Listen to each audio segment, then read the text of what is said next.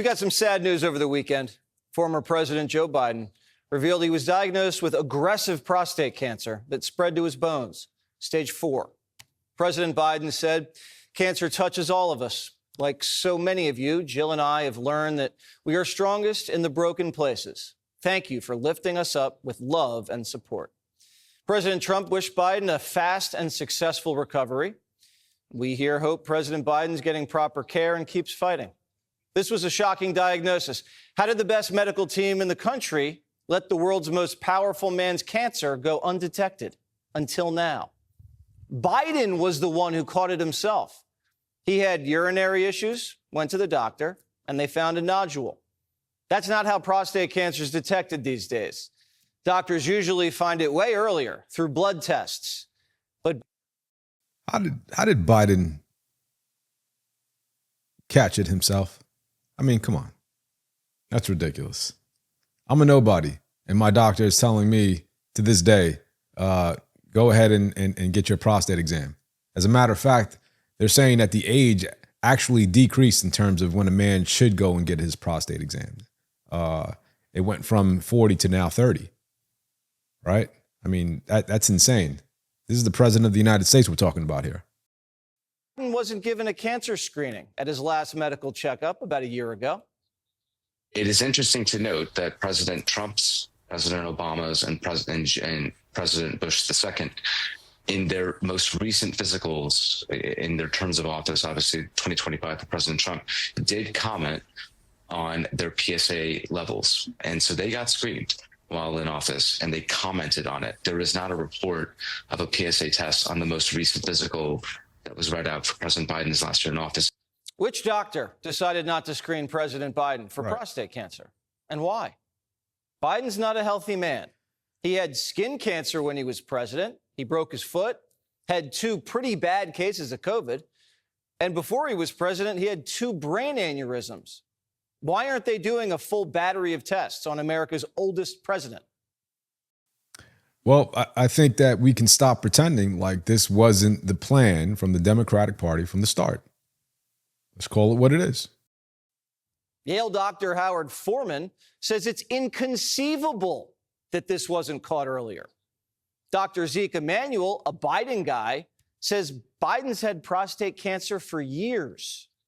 If you have prostate cancer that is spread to the bone, then he's most certainly, you were saying, had it when he was president of the United States. Oh, yeah.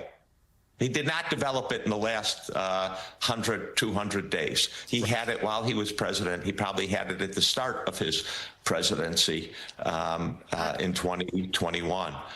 Yes, that I don't think there's any disagreement about that. Look, let's go a little bit deeper here, okay? Trump gets hit with multiple indictments all at once during an election year, right? Meanwhile, Biden, who can't finish a sentence without a teleprompter, cue cards, all the help he can possibly get, is somehow the best option the Democratic Party had to offer. Come on. And now, conveniently, we find out he's got advanced stage prostate cancer that has spread to his bones, calling it Gleason's 9. That obviously doesn't pop up overnight, like the doctor just said. So, let's ask the obvious question nobody in the media will touch. Why was Biden pushed to run again? When they had to know his health was in rapid decline. The answer is simple. The goal was never for Biden to finish another term. The goal was to neutralize Trump either through the legal system or total public assassination of his character while propping up a placeholder just long enough to usher in who? Kamala Harris. Without an election. Because once Biden resigns, if he would have been elected, due to health reasons, guess who becomes president by default? Exactly. This was never about Joe Biden. It was about controlling the transition behind the scenes. They didn't want Kamala on the debate stage.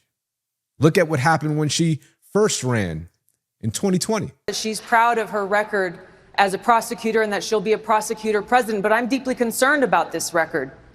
There are too many examples to cite, but she put over 1,500 people in jail for marijuana violations and then laughed about it when she was asked if she ever smoked marijuana. She blocked evidence. Look what happened. She got destroyed.